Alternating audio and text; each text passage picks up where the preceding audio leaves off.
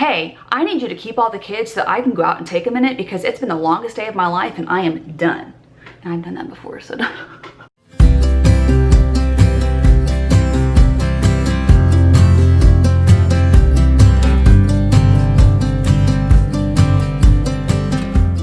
Hey guys, it's Ashley. I am so excited to share with you my first video in my lifestyle series.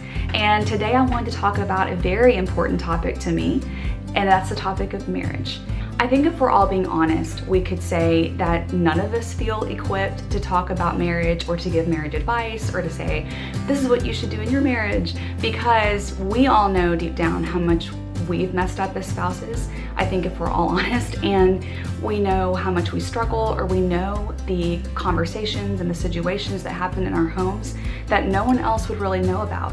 And there's a lot of things that go on in marriages behind the scenes that no one sees. In fact, I would say most of our lives in our marriages go on behind the scenes. And I think all that we can do is share what God has done in our lives, what He's taught us, and I think we can truthfully say, here's what I've learned in my marriage. And He may teach you things that are totally different, but I do think that there's value in sharing what we have learned, and we can all benefit from sharing things that God has taught us and things that we've learned in being in this relationship called marriage. And it is so sanctifying. And it's a beautiful, wonderful thing. And just as there are struggles in marriages, there's also wonderful and incredible things in marriage. And it all combines to create a life together. When you've entered covenant with this person and you've committed to build this life together, then you're going to be on a journey. And there's going to be ups and downs and highs and lows, and no one is exempt from that. And it's also, let's be honest, two very imperfect people who have joined together and who have decided to commit their lives to each other. And in that relationship, you're going to see the imperfections come out. You're going to see sin nature come out. But I think that through it all, when you walk through things together and you do build that history together, you're stronger and you can truly do life together in a way that you love. And so I just want to share, in honor of my 13th wedding anniversary coming up this month, I wanted to share 13 things that I have personally learned about marriage. The first thing is always be honest. No matter what it concerns, always be honest. And this can be tough because sometimes honesty can lead to hard conversations.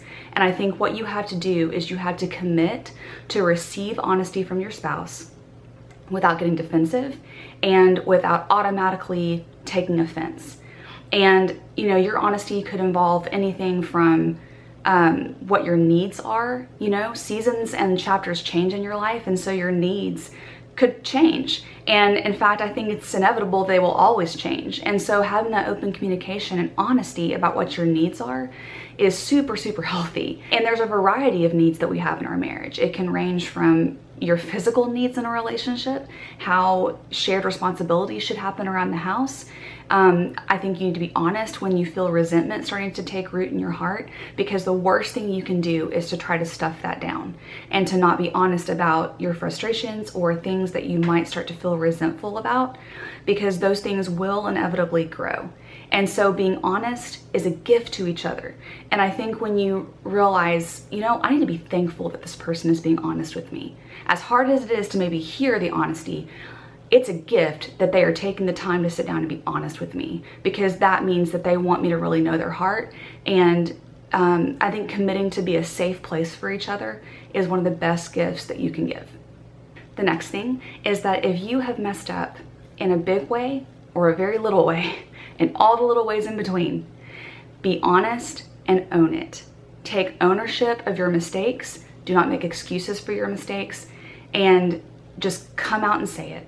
And I think the sooner that you do that, the better. And you can start to work on things. You can talk about things more freely. And the worst thing is when someone does not just own what they did. And I think any of us have experienced that, not even in marriage, but in, you know, just in different relationships that we have in our lives. When someone doesn't just say, I messed up, plain and simple, no excuses, I messed up, you honestly receive that I think so much better than if they go into this long, thing about, but here's why, here's what you did to make me act that way, or da-da-da. No. Owning where you dropped the ball and where you messed up is your responsibility. And that's when you can start to move forward with each other. The next thing is to extend forgiveness freely. And the lens through which you look at that is, God has forgiven me infinitely, time and time and time again, for my mistakes, my failures, all of that. And when you really understand what God has forgiven you of and how freely He has extended grace to you, it helps you and empowers you to extend that to your spouse, to your family, to your kids, to anyone. This isn't, again, just about marriage. But I think that being able to receive that forgiveness and extend that forgiveness is the foundation of a healthy marriage. And when you commit to being a team and to walking forward together in His power, because it can't be done on your own, when you commit to that, you will have a powerful marriage. And I think that some things take time. It's not always instant. It's not always something that you can instantly process and work through. But if you are operating from the position of, we are in this together, and no matter what, we're going to forgive each other and we're going to move forward and walk together through it all, then you emerge stronger because of that. Always try to explain the why behind your behavior. Your spouse is not a mind reader. They have no idea what's going on in here all the time. And I think a good way to remember this is to look at parenting and to look at your kids. When your kids are tantruming, or if they're going crazy, or if they have a super crummy attitude, there's always a why. There's always a deeper reason. And I think that's pretty, as parents, we all generally know there's always something to uncover below the surface of what's going on. And you guys, adults are no different. We all act in ways that sometimes outwardly appear a certain way, but inside there is so much more going on. And I just think it's a great idea to take the bull by the horns and just go ahead and say, when you're owning to what you did, which, see point before this, when you say, hey, I messed up.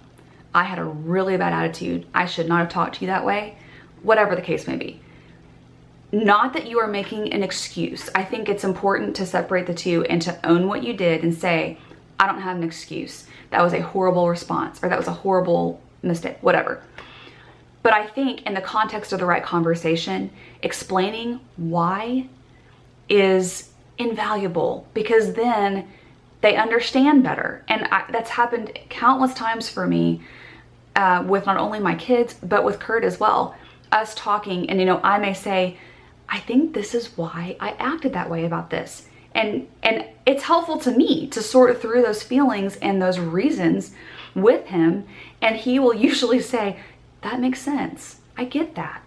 And so then from that point on, it's this understood thing of, okay, there's something more going on. And you can ask each other if something, is really tense, or if you sense that there is, about to be a blow up, you can say, okay, what's really going on? And I think that's been a huge gift in our marriage, is thinking through, how can I better explain this to the other person? Because maybe that will give them insight into my heart and into why I acted that way. Prioritize your marriage over every other relationship and every other activity. We can learn this the hard way. We can see how anytime we get those things out of order and we get our priorities out of whack, we pay consequences for that. And I think that where children come into play, that's tough, because when they are young, especially when they're young, they are the center of everything, it feels like, because there's so many little needs and there's so many things that you're juggling, and you're trying to be present for them and pour into them emotionally. But then I think it's easy to say, well, my husband's an adult, he'll be fine, we can deal with that later. No, it does not work like that. You started out in covenant as a couple and you added these beautiful children to your family. But if you don't continue to cultivate that relationship, there will come a day when your children leave home, and when it's back to the two of you, and you have to have had history that was being built over time, because you're not going to be the same people that you were when you got married. I think very often when we hear people getting divorced, they say, we just grew apart. We just became different people. And the thing is, that's true. You are growing and you are developing as people, and you're not going to be the same person anymore. But the key is that you're doing that together, and you are encouraging each other's growth, and you're finding out about their new interests. You know, what are they doing now?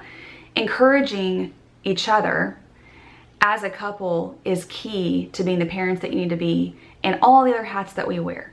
And I think that if you really look into the future and you think, okay, at the end of my life, what kind of a marriage do I want to have?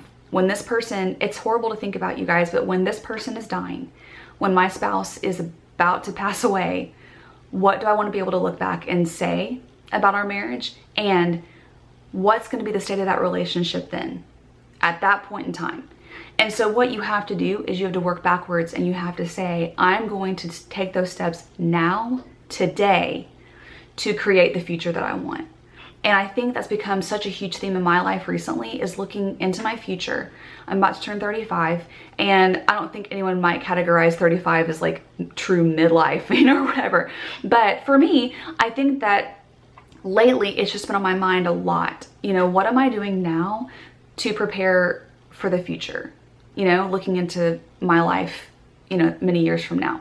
And so I think that spending time together, talking at the end of every day, it's going to look different in every season. It's going to look different how much time you're able to spend and how that manifests in your marriage. But the point is, you have to make it a priority, and you have to commit to your children seeing you make your marriage a priority.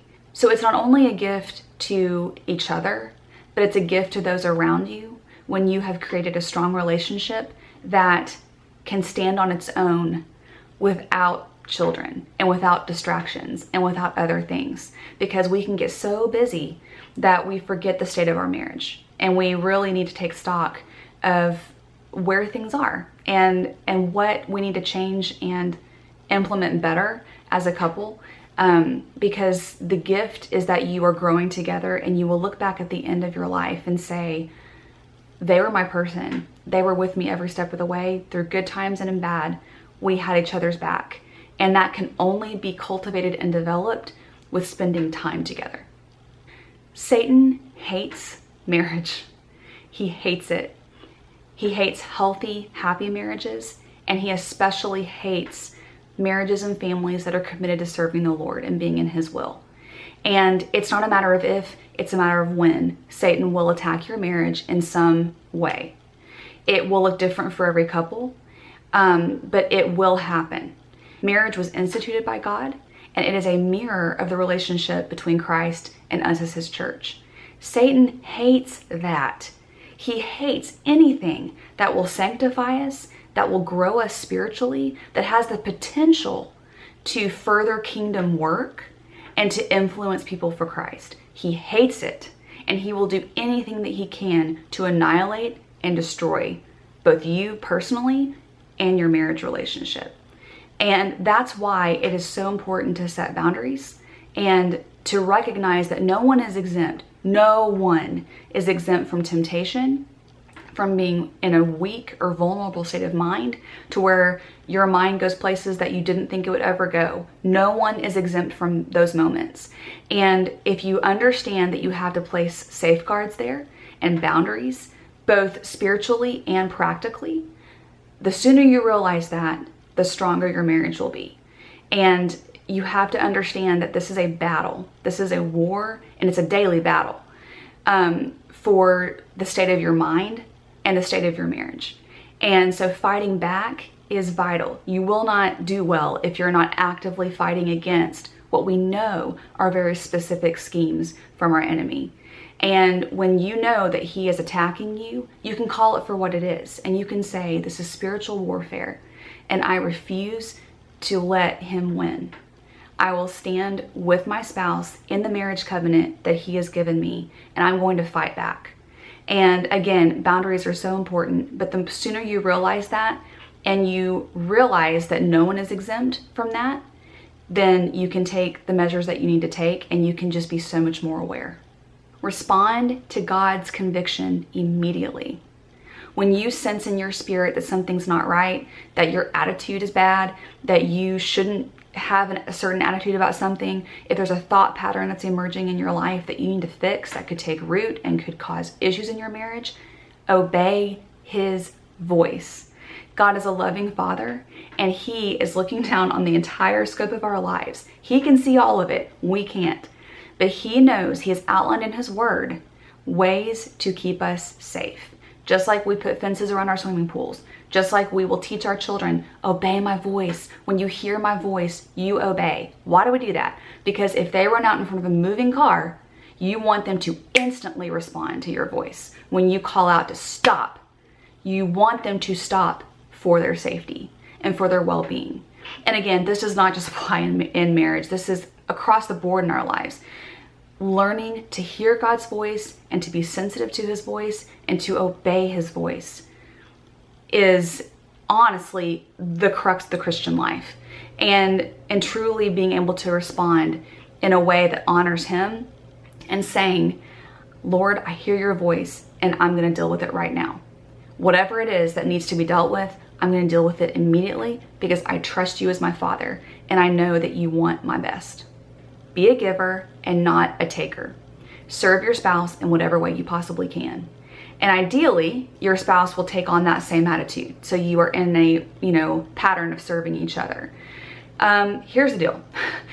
Your spouse is not there to serve you as a servant, to constantly do your bidding, to just jump, whenever you say get up and jump.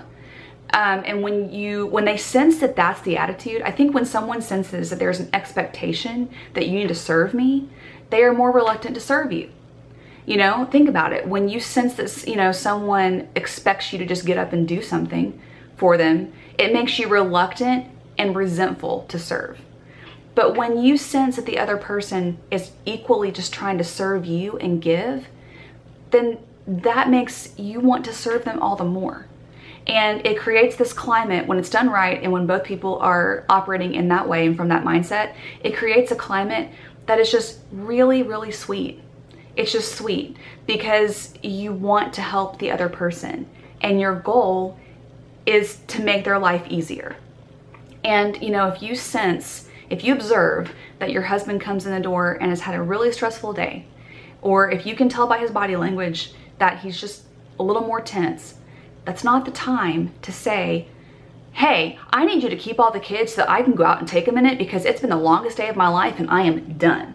And I've done that before, so speaking from personal experience. But learning to be an observer and to step back and to look at a situation and say, you know what, this is not the time. I am going to instead turn this around and say, hey, you go take a few minutes. We'll be fine. I can tell that you've had a long day.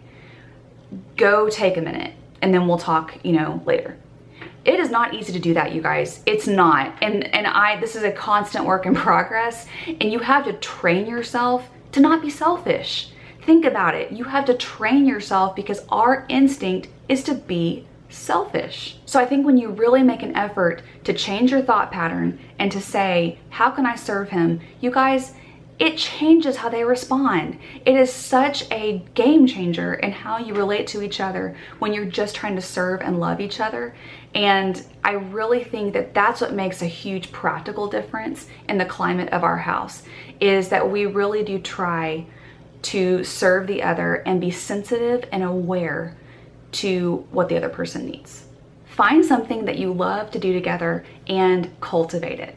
So what this looks like for us is travel. We love to travel, and it's just so life-giving to us to travel together to new places, whether that be in the United States or just like an overnight, somewhere close by, or big international trips. We've done that before. We love to travel together. And I think that, yes, you have these big moments of travel together where you take these, big trips. But I think that a little secret and a little key is that you take what you love to do together, in this example, travel, and you cultivate it in little ways on all the days in between that you're not able to go and do that thing. So the way that we do that is every night, almost without fail, we watch travel shows together. We love Rick Steves. We love watching his show. We have watched that together for years, but just recently we've really put back in place the priority of spending nightly time together in the evenings. And so we will watch a 30-minute Rick Steves travel show together, and it gives us such excitement to talk about, oh, that'd be a cool place to go. Or I'll get my computer and like Google like, ooh, I found a great bed and breakfast, you know, in Tuscany, whatever.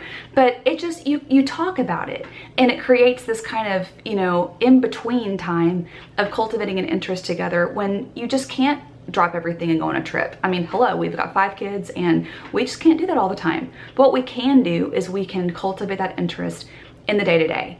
And, you know, sometimes we'll text each other, you know, if Kurt's at work or if I'm at home, and, you know, I may be, you know, doing laundry or sitting, you know, feeding the baby, and I will find, you know, I'll be browsing, you know, Airbnbs that are really cool in California.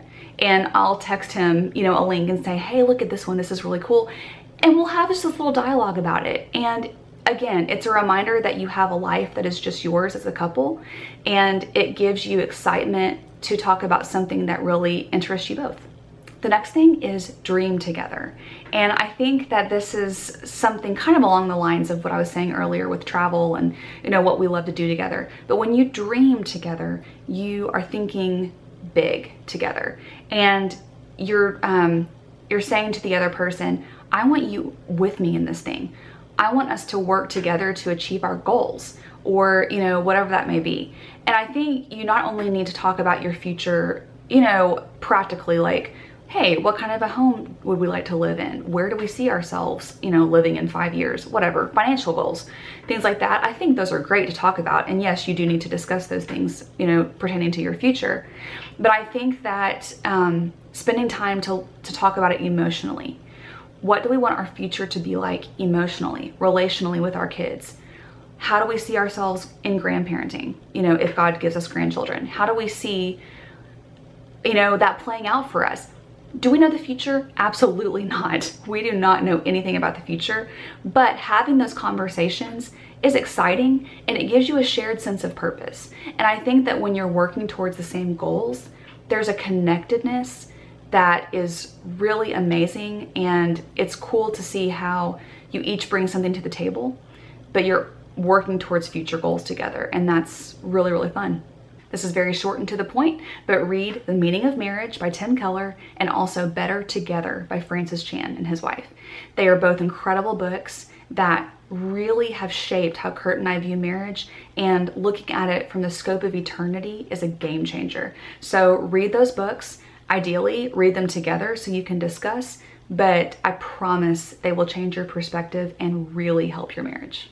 Separate out and share responsibilities, but do not keep score of who's doing what. That mindset will kill your marriage. And I think it is very easy, especially for those of us that are stay-at-home moms, to say, oh, well, I do all this and you get to go to work all day, or, well, you're not doing this and here I am doing that. It is so easy to get into that mindset and to start keeping tally.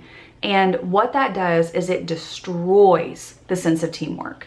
You know, when 2 people have committed to building a life together, you're each contributing in a million little ways to create that one shared life. And there's no possible way to keep an even tally of what's going on, of responsibilities and who's doing what, and how much did you watch the kids this week versus how much time I watch the kids. You can't do that. Throw out the window, do not do it. Now, if you do feel a sense of resentment or frustration growing because you don't feel like there's a team mindset and you feel like you are shouldering a lot of the work, that's a conversation you need to have, because you don't want resentment to grow.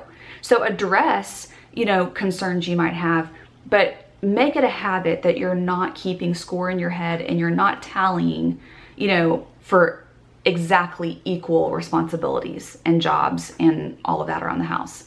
It is the quickest way to develop a really toxic mindset. And again, serving together and recognizing what each of you brings to the table is really what makes for a healthy marriage. The number one thing that I've learned in my marriage is that marriage will not fulfill you if you are not first fulfilled in Jesus Christ alone.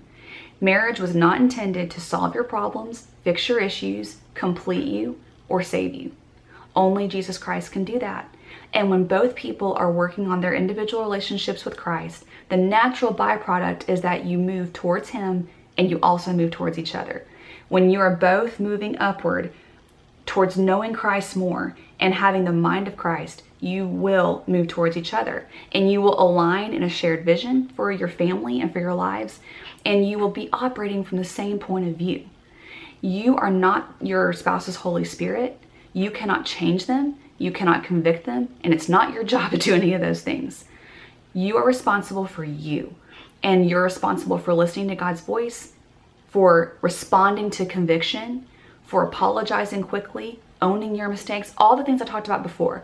You're responsible for doing that in yourself. Let the Lord deal with your spouse. Pray for them, yes. Encourage them. Talk about things that you're learning. Nothing's wrong with that, but ultimately it is between them and God. And when you have that right, when you get that right, everything else falls into place underneath that. And I think sharing that together and seeing what God is doing in each of your lives creates the most powerful marriage you can have. Thank you guys for watching this video as I've shared some things that I've learned in these wonderful 13 years of marriage to my husband, Kurt. I'm so thankful for him. He is a true gift from God to me. He loves the Lord. He loves His word, and he daily extends grace and love and forgiveness to me that I don't deserve. And it's such a picture of God's love for me, and I'm humbled by it, and I'm so grateful for it. And that's the point of what I'm trying to say is when you just stay in God's will, when you obey His voice, all those things that I said earlier, you create a marriage that honors Him and that honors each other. And you will mess up along the way. You will do things you're not proud of. Every person will stumble along the way and make mistakes, but you just don't stay there. You choose to move forward with each other and do the work necessary. And when your relationship with Christ is in line, then everything else falls under it. And I hope this was encouraging to you. Let me know in the comments below what you've learned in marriage if you're married, or what God is teaching you just in your life. Regardless, I'd love to hear that too. Be sure to subscribe to my channel, and I will talk to you guys soon.